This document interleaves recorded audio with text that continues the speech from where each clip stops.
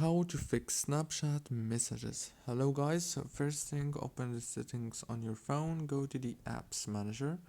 When you open the apps now right here, all what you want to do is wait a few seconds and then scroll all the way down until you find Snapchat.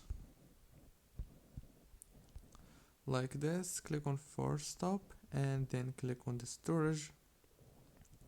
Click on clear data and then go back.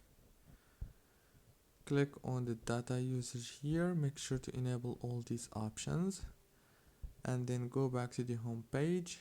Click on the Play Store, search for Snapchat and then click on this update option. You can do the same thing in the App Store on iPhone. That's it guys, don't forget to like and subscribe, and thank you so much for watching this tutorial.